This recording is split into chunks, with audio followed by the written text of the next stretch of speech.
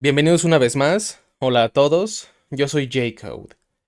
En esta ocasión continuamos con el podcast Inteligencia Deseosa, capítulo 2, el cyberpunk, la pesadilla del hombre contemporáneo. Para empezar a hablar de esto, mucha gente relaciona al cyberpunk con ciertas tendencias, digámoslo así, de los 80s, 90s, 2000s. Cosas como Matrix, por un lado, que en efecto es un cyberpunk cuando estamos viendo cómo se desenvuelve la cosa. Al igual que también Terminator, RoboCop y muchas otras franquicias que a todo mundo nos suenan. Pero la cuestión es que de hecho esto viene un poco desde antes. Si hablamos estrictamente del cyberpunk como género literario, estamos hablando por ahí de los 60s, 70s, con el escritor Philip K. Dick. Si no lo han leído, es un gran escritor, tiene unos textos impresionantes. Una de sus obras más importantes es Sueñan ovejas eléctricas con... Perdón, Sueñan androides con ovejas eléctricas.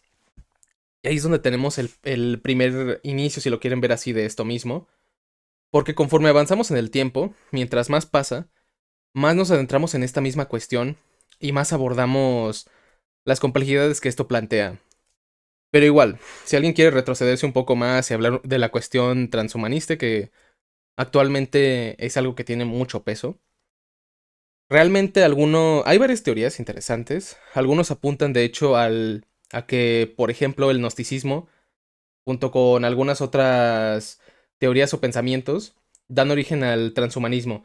Transhumanismo, para este caso, y nada más un pequeño paréntesis, no es exactamente lo mismo que el cyberpunk o que alguna de estas cuestiones que voy a estar abordando.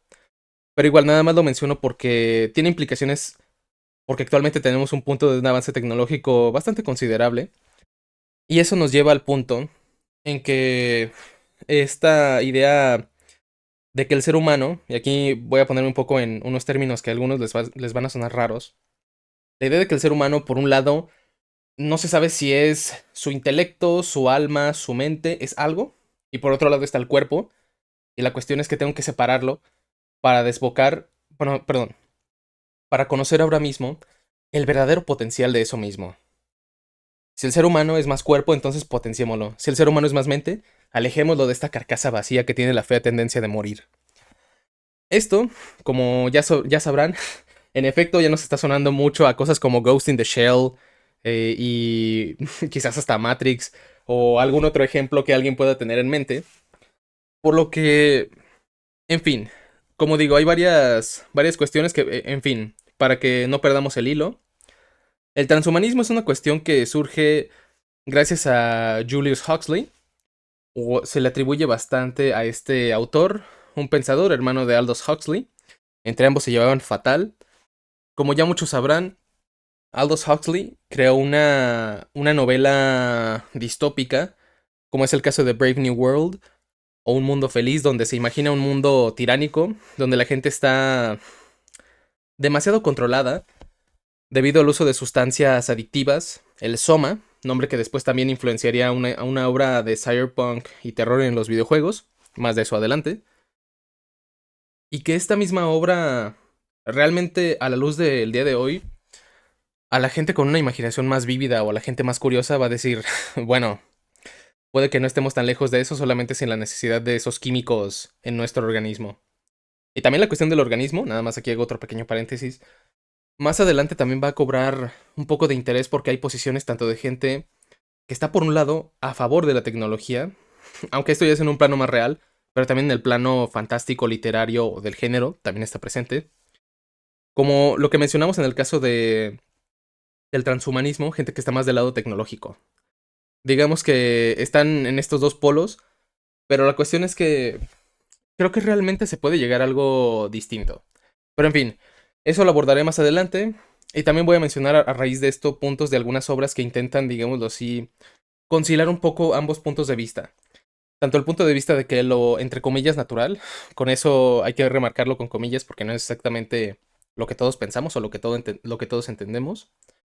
Junto con el otro lado, sería también la cuestión de un mundo netamente tecnológico. Y no estoy hablando del futuro que los supersónicos o alguna de estas historias de un futuro optimista podrían llegar a tener. Para que No derivemos en pensar eso. Ni tampoco un poco en el mundo de obras como Astro Boy. Que Astro Boy, por cierto, nada más lo comento, no es un cyberpunk. Solamente lo menciono como un futuro donde... Bueno, lo menciono como una obra donde el futuro se nos presenta de manera idílica. No de una manera terrible como muchos llegan a pensarlo. Con eso dicho, regresando al punto que mencioné, y eso es de que el padre de todo esto, en definitiva, sí es Philip K. Dick. Porque igual, regresando un poco atrás, anteriormente teníamos, por ejemplo, a Isaac Asimov y a C.S. Lewis. Perdón, C.S. Lewis no. Más bien Arthur C. Clarke, un gran escritor también de ciencia ficción. Esta gente tenía una visión del futuro que no era netamente pesimista. Ya era quizás una donde te planteaban ciertos errores, defectos, problemas que tenía la tecnología, pero no era lo que exactamente hoy en día estamos viendo a cada rato de que prácticamente estamos a un paso de ya muchos decirnos pesimistas. En mi caso no exactamente pesimista, y no creo que sea una categoría esencial para esto, pero ahí está el punto.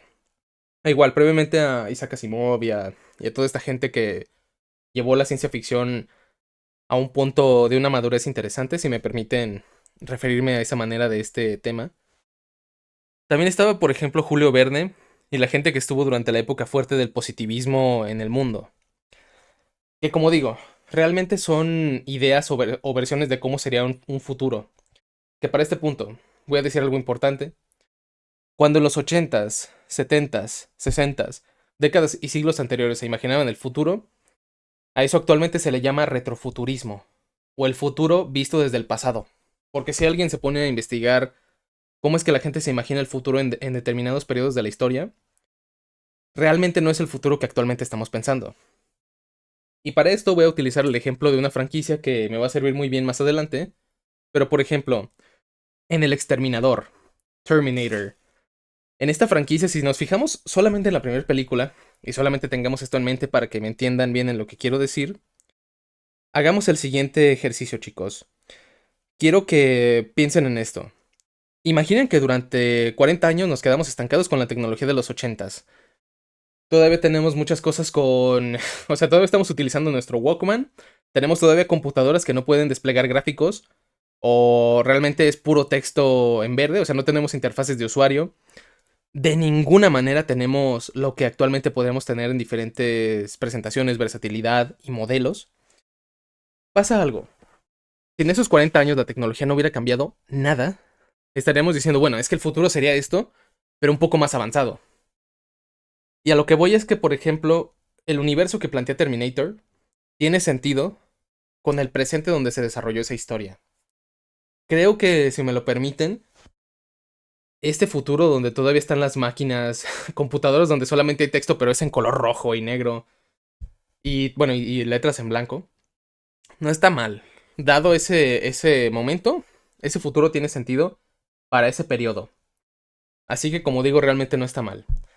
Pero en fin, ya con esto dicho, y asentados estos conceptos que igual más adelante voy a estar recuperando, Philip K. Dick, como mencioné, con Sueñan androides con ovejas eléctricas, deja marcadas bastantes cosas que después serán importantes porque él ya se imagina un futuro donde en términos prácticos, los replicantes, máquinas, cyborgs, como le quieran llamar, son indistinguibles de un ser humano de verdad y las pruebas que están haciendo ya no son suficientes y puedes confundir a un ser humano con una máquina y una máquina con un ser humano.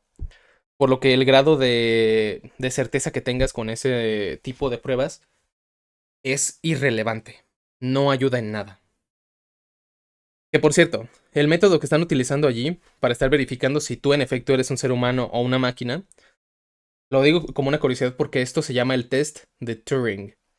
Por si no lo saben o no les suena ese nombre, esto viene de Alan Turing, un matemático británico bastante importante, un genio bastante interesante, que aparte de su colaboración en los 30s y 40s, él le dejó al mundo la prueba de Turing, que es una serie de cuestiones y, digámoslo así en términos prácticos, un examen, con el que tú evalúas si alguien es un ser humano o es una máquina. El detalle es que como con toda prueba, y siendo nosotros seres falibles, pues puede que nos equivoquemos. Y de hecho eso es lo que pasa. Si hoy en día alguien hiciera un test de Turing, que igual alguien podría ponerse a investigar cómo es eso, y le pide a Google Assistant, Bixby de Samsung, Cortana o Siri de Apple que por favor haga un encargo de una pizza para que se la envíen a su hogar. Quien esté recibiendo la llamada mientras la asistente le está comunicando a quien se encuentre en el local de pizzas eso, no sabría exactamente si está hablando con un ser humano o con una máquina. Que igual, esto va a ser una cuestión que más adelante voy a tomar, pero en esta obra de Sueñan androides con ovejas eléctricas, se deja bien en claro. Y es algo muy interesante, porque de hecho algunos que me estén escuchando ahora mismo, puede que estén pensando en una obra que en el cine es muy importante, y estoy hablando del clásico de Ridley Scott, Blade Runner, del año 1982. En efecto, esa película está basada en esta obra de Philip K. Dick con sus alteraciones, y también creo que vale la pena mencionarlo. En la película de Blade Runner, esto lo menciono, y creo que también puede que de una vez ya lo vaya abordando. La cuestión de si un ser humano es una máquina o si una máquina en verdad se crea un ser humano es más difusa. ¿Por qué menciono esto? Mientras que en la obra, en la novela original, no tenías idea de quién era qué, en la película estás aún más perdido, y porque de hecho no se mencionan detalles que en la novela, por ejemplo, son importantes. En la novela los replicantes, estos cyborgs, las máquinas, ellos no tienen libre albedrío, solamente hacen, porque están pensados para emular o para, como su nombre lo dice, replicar el comportamiento y funciones del ser humano. Pero ellos mismos desconocen esto, lo cual a uno que otro lector puede que lo haga decir, bueno, es que en efecto se parecen mucho a nosotros porque no saben si son libres. Pero en fin, esta película, ya abordándola y pasando de uno a otro, que por cierto, en la literatura hubo muchos grandecitos del cyberpunk creciente, si me permiten utilizar ese término, como es el caso de Necromancer, perdón, Neuromancer, que Neuromancer en caso de que a alguien no le suene, es una obra donde digamos que se muestra un mundo posapocalíptico, cyberpunk, ya como se pueden imaginar muchos, con máquinas, seres humanos, corporaciones gigantescas y una crisis terrible. En esa historia, de hecho, lo interesante es que al final no exactamente vemos que alguien que merezca ganar gane. Aquí ganan las empresas. Una obra que igualmente es muy importante y que de hecho, gracias al impacto que tuvo, dejó su influencia. Y de hecho, alguna que otra obra, como por ejemplo el caso de Cyberpunk y toda su franquicia, desde el juego de mesa, el juego de 2077, Edge Runners, este spin-off, se nota mucho la influencia de Neuromancer, pero a un grado bastante fuerte. Ahora sí, saltando entonces ya a la cuestión del cine, en el 82, como ya dije, se estrena Blade Runner, una historia bastante interesante, basada en la historia de Philip K. Dick, con sus cambios, con sus diferencias. Decirme si elijo entre una y otra. Uy, Dios, decisión muy, muy difícil. Bastante difícil porque ambas tienen sus pros, sus ciertos contras. Algunos van a decirme que la película es perfecta, a lo cual yo no tengo mucho problema en decir que es una película bastante buena. Tenemos a Harrison Ford como el agente Deckard, un Blade Runner, un agente encargado de atrapar a las máquinas o los replicantes. Pero, en esta ocasión, la cosa cambia un poco porque sobre todo, a diferencia del libro, que igual voy a mencionar unas ciertas concordancias y discordancias que tengan, en la película le dan un aire interesante, porque de hecho algo que no tenía, o al menos no estaba marcado de la forma en que la película sí lo tiene, es que, por ejemplo, el libro en ningún momento se siente como una película del cine negro, el noir, o sea, películas de detectives. No se siente eso, no está el crimen allí, pero en la película sí. ¿Por qué lo digo? La gabardina que lleva Deckard, el, el traje que lleva y el revólver que lleva lleva junto con él, en efecto te está dando la señal de que este es un detective pero del futuro. Y de hecho no está tan alejado de eso. Es algo que de hecho la película asentó y que no estaba en el libro. ¿Por qué menciono esto? Porque de hecho en muchas obras que sobre todo beben bastante de Blade Runner, tienden a meter un poco del cine negro, el cine de policías, detectives, de crimen, como le quieran decir. Y son mezclas muy interesantes porque eso no estaba. Y también la cuestión importante del libro se mantiene. Está en espíritu y también un poco en forma de que estamos viendo el debate de una máquina y que esto va a ser una cuestión controvertida. Máquinas que se creen humanas y humanos que dejan de comportarse como seres humanos. Esto en parte suena un poco heredado del noir o del cine negro, porque ahí veíamos a policías corruptos y a criminales en teoría buenos. Obviamente ya sé que esto no suena tan difícil de creer una vez que pensamos en que tiene una cierta influencia del noir, pero quiero mencionarlo porque ahí está también esto. Y es curioso pensarlo, porque este punto que en Blade Runner se inaugura con, por ejemplo, Tyrell, el director y dueño de esa empresa, misma empresa que, por cierto, en la película de Aliens o Aliens de James Cameron, tiene una pequeña mención. Pero datos aparte, si Alien y Blade Runner están conectados, ese punto que menciono va a ser de vital importancia porque muchas obras van a estar trabajando un poco esa cuestión. ¿En verdad podemos convivir con las máquinas? ¿La máquina podría aceptar al ser humano? ¿Bajo qué categoría, concepto y definición una máquina incluso podría decidir eso? Cuando si es que alguien se pone muy escéptico, va a empezar a dudar de todo, inclusive de si existe, de la bondad, de la maldad. Y creo que este punto también, a la vez, no es explorado, o al menos yo no he visto que tenga un reflejo tan grande. Me explico. Otra vez mencionando al exterminador, cuando estamos viendo la segunda película, el T-800 le dice a Sarah Connor y a John que cuando Skynet, en teoría, tomó conciencia, decidió que el ser humano era su enemigo. Y los humanos se dieron cuenta de esto y decidieron apagar la máquina. Pero no funcionó.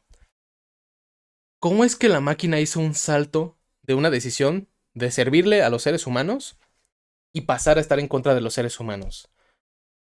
La cuestión es que si una máquina depende de lo que tú estés dándole de información, implica una cuestión que creo que muchos no se han puesto a pensar del todo, y es que las máquinas no operan por sí mismas. Operan bajo criterios y bajo lo que nosotros le dictemos. Por tanto, ¿cómo entra en la cuestión, en este problema, en esta situación, el hecho de que una máquina salte de decir, mi misión es proteger a los seres humanos, a mi misión es destruir a los seres humanos porque son malos? ¿A qué te refieres con que son malos? ¿Cómo que tú decidiste tu propia misión? Ese es el conflicto que tiene. Que por cierto, esto me hace regresar a un punto que voy a mencionar un poco más adelante, y es a Harlan Ellison. Un hombre que la gente que vea los créditos finales de Terminator puede que les suene. Y también a Ray Bradbury, que igual los voy a mencionar un poco más adelante. Pero, en fin, para acabar con Blade Runner, que es estupenda obra, magnífica película, tuvo una continuación en el año 2017, Blade Runner 2049, y una precuela que se llama Blackout, que es muy interesante donde te muestra abiertamente la guerra entre el ser humano y las máquinas. Muy interesantes y verdaderamente vale la pena. Y así es como nos deja este legado esta película. Y una pregunta para todos los que me escuchen. Los recuerdos, y al parecer la experiencia humana, son como las lágrimas, pero las lágrimas se pierden. Peor aún, las lágrimas en la lluvia. Esta manera y esta forma un tanto burda en la que plantea uno de los monólogos y momentos más importantes de todo el cine, ahí lo tienen, chicos. Esta película, en definitiva, vale la pena y dejó un gran legado. Y también una cuestión que, como dije, más adelante se va a retomar y muchos autores van a plantear diferentes preguntas y diferentes respuestas, claramente. ¿Puede que el ser humano en verdad pueda convivir con la máquina y viceversa? ¿La máquina puede convivir con el ser humano? O sea, para que lo entiendan de una manera un poco más simple, nosotros, los creadores, podemos vivir con nuestras herramientas, diagonal, creaciones. ¿Es posible? Y esa va a ser la cuestión primordial de todo esto. En fin, avanzando un poco más y mencionando, como digo, esas dos obras, Aunque es mucho más distópica que otra cosa, pero igual, algunos también se han visto inspirados. Tenemos, por ejemplo, el caso de Fahrenheit, de Ray Bradbury, un gran escritor. Y en esta obra, que es bastante breve, realmente no es muy larga, se imagina un mundo donde la censura se está aplicando distinta a como se hizo, por ejemplo, en obras como 1984, donde veíamos a la neolengua, el doble pensar y otras estrategias para destruir la mente del ser humano. Que nadie se ponga en contra de quien manda. Como lo hacen aquí es más interesante. Aquí es tal cual, si alguien tiene algún libro, alguna publicación en físico, vamos a erradicarla. Algo que después, como digo, y también lo quiero comentar, en el imaginario colectivo de ciertos individuos, cuando les hablas del cyberpunk, es una mención, o es una combinación, perdón, de lo que es las distopías previo a Philip K. Dick. O sea, Un Mundo Feliz, 1984, Fahrenheit, combinado con los elementos ya futuristas presentes. Máquinas, robots, inteligencias artificiales, cyborgs. Todo eso en uno solo. Ahora que dije esto, que igual, es una estupenda lectura. Si alguien quiere leerlo, se lo recomiendo bastante. Tenemos del otro lado a un escritor que a mí me fascina bastante, un amigo personal de Isaac Asimov, Harlan Ellison.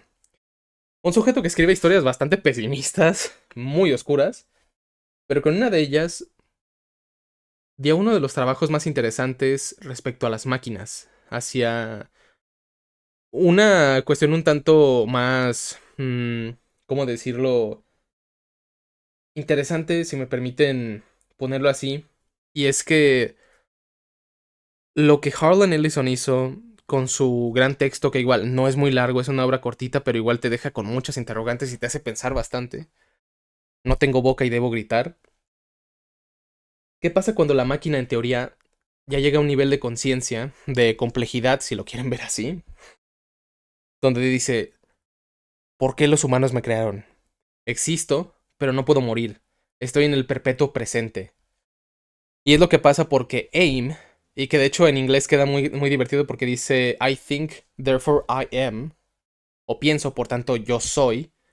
M, como ya saben, es como se le llama a esta máquina, que es una red de computadoras, y que igual, similar a Philip K. Dick, un contexto de Guerra Fría, está la destrucción mutua asegurada entre diferentes países con armamento nuclear, y la computadora que al inicio era MAD, perdón, estaba pensada para cuidarnos, ahora se gira en contra de nosotros, suena un poco a Skynet, decide destruirnos, dejar a un puñado de supervivientes y torturarlos. Una historia que es más de terror que de una cuestión netamente técnica, pero es impresionante.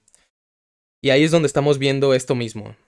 ¿Qué va a ser un organismo? Bueno, no un organismo, una inteligencia artificial, algo que igual es un poco difícil verlo en la práctica o imposible hasta cierto punto llegar a eso. ¿Cómo llegamos a eso? ¿Cómo vemos que esto ocurra? Que cuestiones aparte, que como mencionaba en la obra, se hace un gran énfasis porque la máquina llegue a ese punto y a esa conclusión. Que pasan por lo mismo que acabo de mencionar. ¿Cómo es que la máquina, a raíz de sus propias definiciones, llegó a la conclusión de que el ser humano merece ser exterminado y no tiene otra oportunidad y no hay salvación? Con esto creo que es donde nos podemos dar cuenta en que realmente para los que estén programando alguna red neuronal o algo por el estilo, o incluso actualmente con chatbots como ChatGPT, Gemini y otras más, ahí mismo vemos esta cuestión cuando la gente le pregunta sobre dilemas éticos, que cada uno te va a dar una respuesta distinta, algunas más utilitaristas, algunas un poco más kantianas, pero entonces ahí está el punto. ¿Cuál es el límite de esto? ¿Hasta dónde vamos a llegar? Cuestión que creo que no tiene una respuesta clara y depende de muchas variantes. Pero en fin, hasta ahí tenemos entonces esta continuidad de autores, o bueno, no exactamente continuidad, pero sí continuidad en cuanto al contenido de sus obras. Mencionamos entonces a Philip K. Dick, igualmente también el caso de Ray Bradbury, Harlan Ellison y el escritor de Neuromancer, que realmente plasmaron las bases fundamentales de todo esto. Y como mencioné también hace rato, Isaac Asimov, que su legado más grande son sus tres leyes. Tres leyes que, por cierto, como ya sabrán los lectores de Isaac Asimov, la cosa no fue así.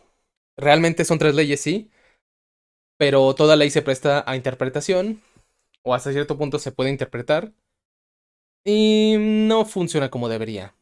Y eso es lo que pasa con esta... Es por lo que es interesante todo esto. Se supone que debe ser así, pero en la práctica es distinto de esto. Hasta ahí entonces tenemos a este tándem de autores occidentales, pero nadie se esperaría que de hecho desde Asia, más específicamente Japón, aquella pequeña nación llegaría a algo interesante. En los 80 llegaría una obra que muchos reconocen, una de las maravillas de la animación, y no me estoy refiriendo a la gran adaptación que tuvo un estudio japonés que adaptó Metrópolis, que por cierto, Metrópolis, también una gran película y que a los ojos de la gente que viene del cyberpunk, ahí tiene una obra que perfectamente entra en muchos de sus cánones. Me refiero a Akira. Akira, que esta película basada en este manga de una excepcional calidad, nos deja grandes preguntas, grandes momentos. Excepcional película que llegó al resto del mundo. Y yo diría que es de las pocas películas que incluso la gente que ni siquiera sepa del anime, en teoría te puede mencionar esta película. E igual, los ingredientes se parecen un poco a los de Blade Runner, un gobierno prácticamente desaparecido, inexistente, de chiste. Políticas, eso sí, y eso es lo en teoría innovador. Unas políticas y un gobierno bastante arcaico, desactualizado. Y aquí, de hecho, por cierto, vemos un poco más de lo que algunos catalogan como un, en teoría, leitmotiv o motivo fundamental de una obra. Una tecnología altísima y una vida despreciable, horrible. Porque si observamos en la película, esta va a concordar en gran medida con el resto de obras que ya cité. La gente vive terrible, tenemos corporaciones o un gobierno muy despótico, pero que tiene un gran poder. Y de hecho en Akira, por cómo están las cosas, por el futuro que nos plantean, no hay como tal una empresa, o al menos en la película, ojo, hablando de su parte cinematográfica, porque el manga es una verdadera obra de arte. Si alguien puede conseguirlo o puede leerlo, adelante, vale mucho la pena. Gran arte, y que por cierto, una curiosidad, el estilo de arte de Akira es un estilo de arte pensado para que los occidentales nos agrade más. ¿A qué me refiero? Comparen los bocetos con los de algún cómic y se parecen mucho. Realmente notas un parecido o cierta reminiscencia. Por lo que para los que les resulte un poco raro ver diseños asiáticos, esto es muy amigable ante el ojo de alguien que no esté preparado para obras salidas de Japón. Y verdaderamente es una película grandiosa. De hecho, una cosa interesante también que aquí se presenta, que un poco en Neuromancer ya estaba, era la cuestión de la gente. O sea, cómo se vive esto en los barrios, en la calle. Aquí donde vemos estas agrupaciones de gente, de jóvenes, chicos que deberían estar en la preparatoria, pero son unos criminales con sus bandas, motocicletas. En verdad una película excepcional y de una calidad increíble. Ahí tenemos entonces Akira, que tiene otros temas y que por cierto, la película obviamente ya sé que es una versión muy comprimida de lo que es el manga. Y el manga, por otro lado, vaya obra que sí es cyberpunk, pero un cyberpunk que trata otros temas que son verdaderamente buenos. Gran película. Y luego, no solamente para detenernos en esto, también tenemos inclusive alguna que otra variación en esto. Y es el caso de un manga que en lo personal es curioso, tiene diseños interesantes, tiene imágenes impactantes. Es el caso de Ghost in the Shell, pero que su película, que salió aproximadamente en el año 1995, presenta un cambio distinto. Ya en Terminator, que lo voy a mencionar un poco más adelante, veíamos un futuro donde las máquinas eran las que dominaban y el ser humano no era más que una cucaracha, algo que estaba a punto de ser barrido por el poderío de Skynet. Ahora entonces vemos una cosa diferente. un futuro que nos presenta Ghost in the Shell, donde el ser humano y la máquina ya están tan vinculados que prácticamente no hay seres humanos que sean netamente humanos. Pues es muy difícil encontrarlos.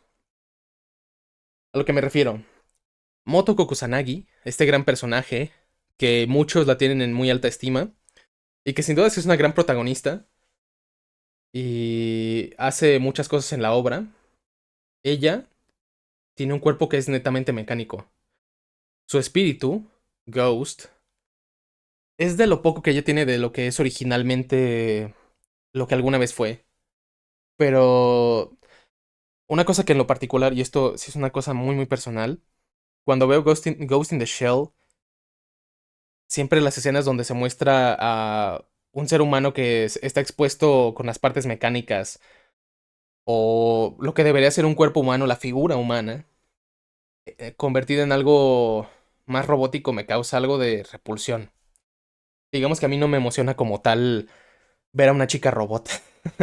Que nada más, igual, para aligerar un poco la tensión.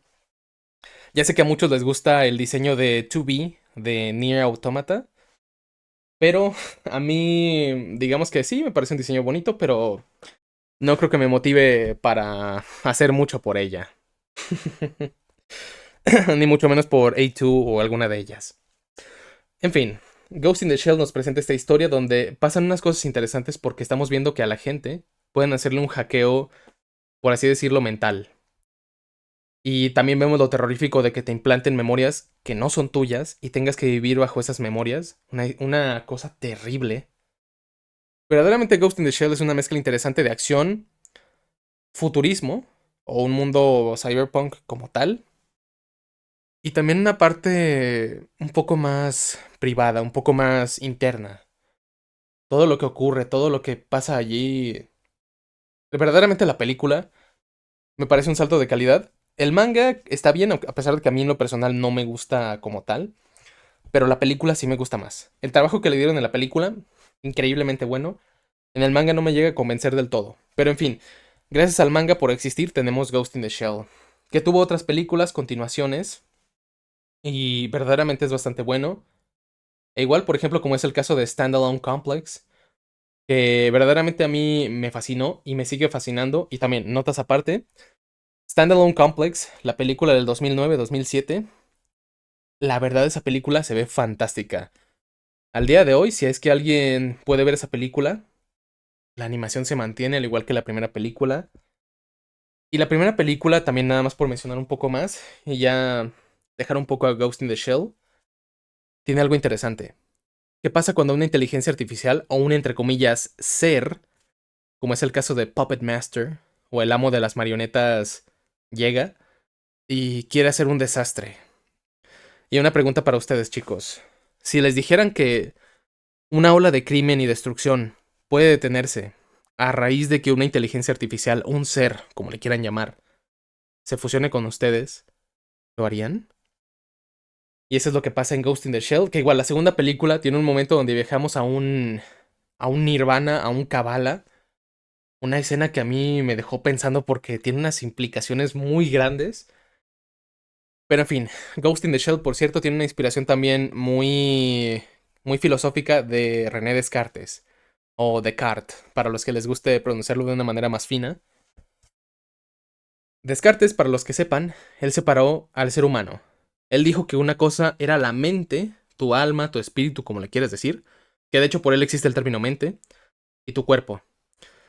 Y él nos dejó un dualismo insalvable, donde la mente está por un lado y el cuerpo está por un lado, pero nunca se unen. Y eso regresa un poco en Ghost in the Shell y Ergo Proxy, sobre todo en Ergo Proxy.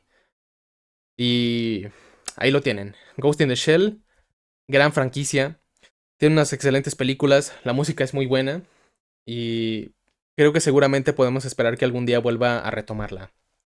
Con eso dicho, ¿qué más tenemos? Ahora sí entrando bueno, que ya a partir de quizá Blade Runner, Akira para algunos, creo que perfectamente ya estamos entrando al terreno que todo mundo ya conoce e identifica perfectamente con el género cyberpunk. Vamos a hablar entonces de Terminator, el exterminador. película del año 1984. Y qué curioso que se hubiera estrenado en ese año. Pero en esta película estamos viendo lo que ya decíamos. El futuro donde no hay seres humanos y máquinas, corporaciones no.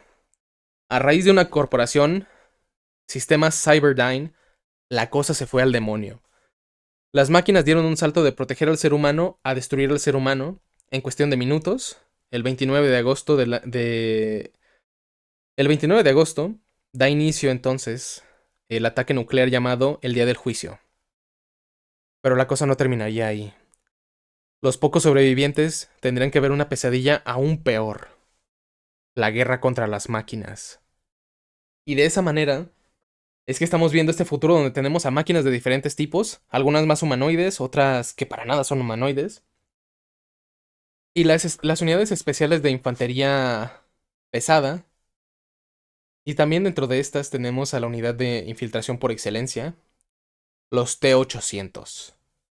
Unidades con carne humana, ojos humanos, dientes humanos, y que son difíciles de detectar. Aunque actúan muy robótico y hablan de esta manera, volveré, y cosas por el estilo. Es el miedo que muchos creo que han olvidado de las primeras dos películas, sobre todo de la primera.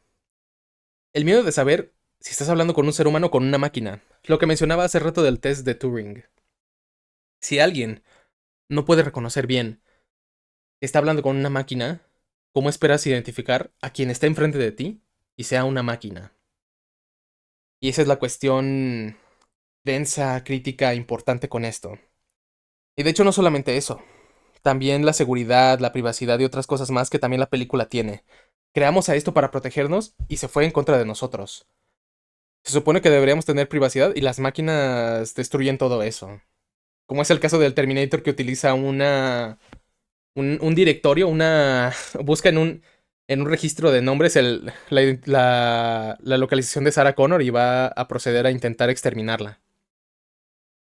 Y es todo lo que ocurre allí, que como les digo, creo que muchos no se han dado cuenta de eso. De que en esta primera película tiene tantos temas, pero muchos piensan que están diluidos por la cuestión de que es una película que tiene algo de acción. Cuando no creo que sea una película netamente de acción. La primera película, claramente. Y nos deja este futuro donde me pasa lo mismo. La escena donde el T-800 está en el apartamento y se arranca el ojo. Y también una parte de del párpado. Y se puede ver que debajo está el endoesqueleto metálico. Lo mismo que me pasó con Ghost in the Shell, aunque eso sí me causa un poco de risa pensar que en algún momento dije, ok, da miedo, pero, pero se ve genial. Y ahí tenemos entonces a Terminator que llegó en los 80s, excepcional película, y realmente está todo ahí. Que también ver a esta figura que es como un Michael Myers, un slasher, bastante alto, musculoso, fuerte, que debajo es un esqueleto metálico, dificilísimo de destruir, con ojos rojos, vaya imagen de pesadilla, que esto de hecho fue el origen de Terminator. James Cameron tuvo una pesadilla terrible donde él se imaginó que un esqueleto robótico lo perseguía. Y de ahí lo tenemos. Detalle porque también lo tengo que mencionar ya que es una curiosidad, dado que ya hablé de Harlan Ellison. Harlan Ellison, este autor, demandó a James Cameron porque su película se parecía mucho a un guión de una serie que se llamaba Soldado del Futuro, donde igual, una máquina, un soldado viajan al pasado y se enfrentan. Que hay una discusión muy grande entre si en verdad Harlan Ellison lo hizo porque en verdad le parecía que era un plagio o por si era nada más una oportunidad. Es una cuestión aparte, pero igual, una curiosidad, porque en todos los lanzamientos en formato físico de la película aparece una pequeña mención a Harlan Ellison. Igual, gran escritor, obras no muy amigables, pero igual, muy interesante. Ahí tenemos entonces Terminator, o el Exterminador, y luego pasamos a algo interesante. Si ya dijimos que el futuro, de acuerdo al cyberpunk, puede ser algo que nos cause un terror, ¿qué tal y si ahora lo hacemos de que más bien tengamos una corporación, en este caso un monopolio, que esté comprando y metiéndose en su bolsillo a una ciudad entera, donde la vida no vale nada, y donde la gente no es diferente de simplemente una pieza de ajedrez más, es un peón. Estoy hablando entonces del caso de RoboCop. Vamos a hablar entonces de esta película que yo le tengo un gran aprecio. De niño, ver esta película y de adulto te hace apreciarla mucho más, porque en verdad que es una película que no suena muy distinto a la actualidad donde tenemos megacorporaciones. En la película tenemos a la OCP, que es una compañía que prácticamente vende de todo, es un monopolio, y este monopolio se está comiendo todas las otras áreas de la gente. Y vaya cuestión horripilante, porque prácticamente también son el brazo armado, son el ejército. Así que ellos tienen acceso al armamento más grande. Lo cual también implica que al ser una compañía muy grande, tiene un poder, como ya mencioné, sobre todas las áreas, y por tanto la corrupción no es difícil. Y es lo que vamos a estar viendo en la obra, donde tenemos a un oficial joven llamado Alex Murphy, casado, tiene una esposa e hijo, y está tratando de ser un buen ejemplo para su hijo. Y una cosa bastante tierna de la película es que Murphy ve como su hijo ve un programa de vaqueros y ve que el protagonista hace un pequeño giro con su arma y ¡fum! Tras la pirueta guarda su arma.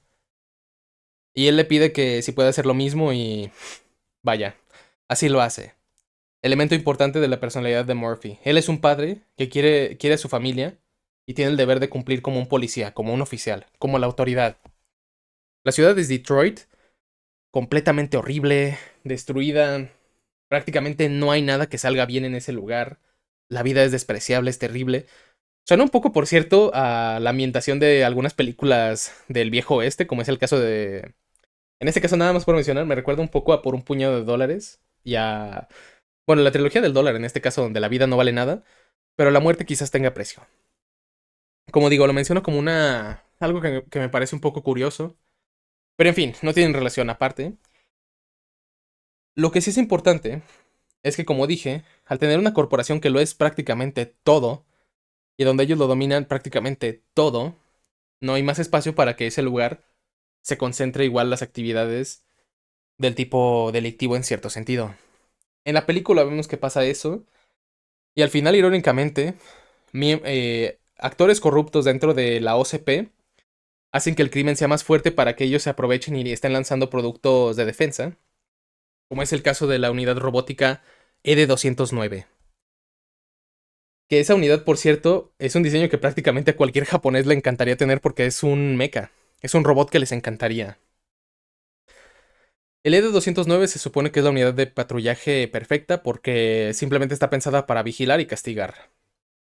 Pero la cosa no sale bien porque está mal hecha, tiene errores y a la primera que vea un tipo armado lo termina acribillando. En la película, y aquí paso a un tema que fuera de la parte corporativa y todo lo que implica, me parece sustancialmente quizás más interesante. ¿Qué pasa si intentamos revivir a un muerto por medios tecnológicos?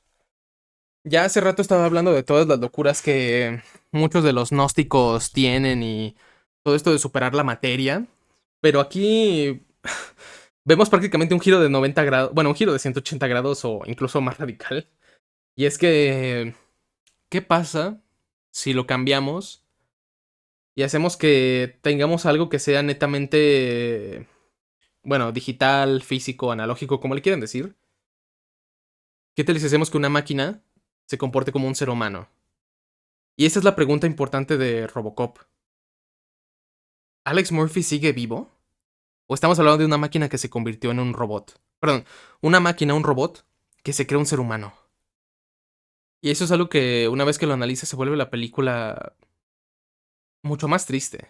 Porque pensar que los recuerdos que tiene Murphy, más bien es la máquina creyendo que en verdad es un ser humano. Y es un poco triste lo que mencioné porque hace que la película tenga un peso emocional más grande, ya que no estamos viendo a un oficial regresar de la muerte. Estamos viendo a una máquina simulando, imitando el comportamiento de lo que fue un ser humano que falleció.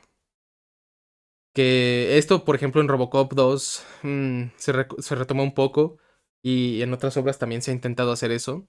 El vínculo humano de que tenemos a un policía robot, pero es más máquina que ser humano. ¿Cuál? Y es lo que tiene la película, porque también vemos una cuestión interesante, la venganza. Acabar con quienes mataron a Murphy. Como les digo, una gran película que vale la pena bastante verla. También creo que en algún momento puede que la trate.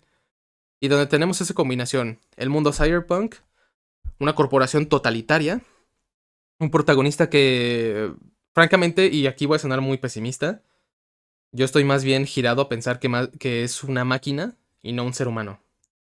O dejándolo bien claro y explícito, creo que más bien es una máquina que se cree humana y no un humano que es mitad máquina. Eso es lo que tenemos con esta gran película que deja muchas de esas cuestiones y vaya, ¿quién lo diría que con una película muy arriesgada? Porque realmente para ese punto lo que teníamos ya era Terminator. Tenemos esta película y después llega Robocop y vaya impresionante cambio que nos da. Una película bastante explícita en muchos sentidos, pero que igual tiene un viaje interesante. Lo que decía, ¿a quién estamos viendo? ¿A un oficial o a una máquina? ¿O a un oficial cyborg? ¿Cuál? Ahí lo tienen, gran película. E igual, después de eso llega Matrix, que también es otro ejemplo, que igual muchos lo recuerdan sobre todo por la escena de las píldoras rojas y azul. Y después de eso es donde entramos a diferentes películas. No es exactamente un cyberpunk, pero por ejemplo la película de La Isla con... Ah, por un segundo iba a decir el nombre de otro actor, pero no, más bien de Ewan McGregor. Muy interesante donde vemos el tema de la clonación. Que en parte, y si me lo permiten, a veces es muy fácil que nos estemos confundiendo de si estamos hablando de ciencia ficción distópica o si estamos hablando de cyberpunk, que es la ciencia ficción imaginándose un mundo terrible, distópico, increíblemente malo, donde hay esperanza o no hay esperanza en lo absoluto. Y como les digo, también gran película. El caso de, por ejemplo, Gattaca, creo que se llama la película, que trata sobre la cuestión igual de seres humanos clonados. Gran película, interesante propuesta. Y una recomendación, antes de pasar a algunos casos que no me son particularmente agradables, como es el caso de Cyberpunk, es un libro que se llama Big Brother. No, perdón, Little Brother. Es un libro que lo pueden descargar gratuitamente de un sujeto que se imagina un mundo donde los jóvenes al aprender a programar y, y sabiendo de seguridad, empiezan a hackear sistemas de seguridad y los empiezan a poner en jaque. Una distopía no tan amarga, de hecho es bastante ligera y muy divertida. Gran recomendación que les puedo dar. Y posteriormente, y aunque igual no pienso abarcar todas las obras que ha habido, sino simplemente mencionar unas cuantas y las que una buena parte de la audiencia ya conoce. Llega en el año 2017, como ya mencioné, Blade Runner 2049. Gran película. Y sobre todo, lo que decía, si los seres humanos teóricamente sueñan con ovejas, ahora los replicantes sueñan con ovejas eléctricas. ¿Cuál es la cuestión del amor? ¿Qué es lo que pasa en este mundo? Gran película. Y también, ¿es verdad que el futuro sea tan brillante como lo imaginamos? Para este punto, ya con todo lo que hemos repasado, la respuesta es un rotundo no puede, no es totalmente así. Después llegamos, como digo, a lo más reciente que es el caso de Blade Runner. Bueno, perdón, Blade Runner no. Pero sí es el caso de Cyberpunk. Que este videojuego es la adaptación o continuación de los juegos de mesa. Que tuvo unas ideas interesantes por ahí. Pero me parece que no están lo bien desarrolladas que deberían estar. Que por cierto, lo que mencioné hace rato de Ghost in the Shell. De si permitirían que ustedes se fusionaran con un ser digital. Aquí digamos que está también por ahí. Aunque en el anime sí me parece algo interesante. Cómo destacan algo. ¿Cómo decirlo? Grande. En el anime están mostrándote algo que pasa en. Bueno, que es canónico de esta serie de juegos. Mientras más implantes robóticos tienes, menos humano eres. Y es lo que pasa al final con el personaje de David. Pero en fin, el anime como un spin-off está bastante disfrutable. Si alguien lo quiere ver, ya saben chicos, aprovechen. E igual, mencionando también un par de obras, en este caso un videojuego que me parece muy interesante desde el punto de vista cyberpunk. Estoy hablando del caso de Observer, que de hecho tiene un actor de Blade Runner, y es una historia de terror impresionante. E igual unas últimas menciones que igual son menores. Shin Megami Tensei 2 tiene una estética cyberpunk muy increíble, muy interesante. Si a alguien le interesa el arte, búsquenlo porque es verdaderamente bueno, del gran Kazuma Kaneko. Y también el videojuego que tuvo Blade Runner para computadoras realmente fue increíble. Prácticamente está siguiendo las huellas de los personajes. Es prácticamente como estar viendo una historia secundaria. Y realmente se agradece bastante porque estás viendo las pistas de los otros personajes, llegas a ciertos lugares, localizaciones, y aparecen de hecho algunos actores de la película. El remaster que tuvo ese juego fue de hecho terrible, así que no recomiendo que lo compren. Y así es como tenemos esta retrospectiva de este gran género, que igual son muchas cosas. No mencioné en realidad todo, pero sí quería mencionar un poco de ese fundamento y de estas preguntas que tiene este género. Porque en la actualidad, y igual, aterrizando todo esto en los miedos del hombre contemporáneo, que en parte ya vislumbramos en gran medida, actualmente dentro de los miedos más grandes que tenemos respecto a la tecnología es lo típico, que esto nos haga menos humanos, que terminemos por aborrecer el contacto con los otros, detestar al ser humano, o sea, un total desprecio por lo que somos y hemos sido durante milenios, desde que el ser humano es ser humano, desde la época de la escritura, la época de Grecia, bueno, de las ciudades griegas, Roma, el cristianismo, la modernidad. En esta época contemporánea vemos esos miedos muy reflejados. Ya mencionábamos en diferentes obras el miedo que un autor en particular tenía, y si me lo permiten, creo que la cuestión de por qué a veces la gente se pone, si me permiten ponerlo así, extrema o muy radical con ciertas visiones, es porque a veces no le damos el espacio suficiente para pensarlo. Porque la gente que está del lado de que la tecnología es netamente mala, o la gente que diviniza la tecnología, creo que están errando en un punto muy grande. La tecnología no es algo superior al ser humano, la tecnología está en función del ser humano. La cuchara, ¿qué finalidad tiene una cuchara? Servir a un ser humano. ¿Cuál es la finalidad de una computadora? Ser utilizada para diferentes procesos que el ser humano requiere. ¿Para qué inventamos originalmente los teléfonos? Para conversar con la gente. Creo que olvidar el fin que tiene algo, o el uso práctico, es desviar también la importancia que esto ha tenido y el fundamento que puede llegar a tener. Así que de esta manera entonces podemos ir concluyendo con este tema, que como digo es bastante interesante porque actualmente, como ya sabrán, se habla más que nunca del transhumanismo y hay mucha gente que está tan a favor del transhumanismo y de todas estas cosas que creo que no se ponen a pensar de que a veces me están narrando la trama de Terminator, Ghost in the Shell o alguna otra obra que ponerse a pensar que no es exactamente lo más deseable. Porque el ser humano es un ser orgánico y porque también, como digo, la tecnología, la técnica está vinculada al ser humano. No es superior a nosotros, sino que depende de nosotros. No es como, por ejemplo, en esta canción de Black Sabbath, Computer God, donde se imaginan a una computadora que es divina y la adoran como un dios. No lleguemos hasta ese punto porque, al final de cuentas, ese no es el punto del ser humano. Y de esta manera es como podemos despedir el podcast. Así que chicos, cuídense mucho. Espero que les haya gustado este gran capítulo con el que regresamos al podcast Inteligencia Deseosa. Este fue J-Code. Nos veremos. Hiperáspera, Adastra. Que por cierto,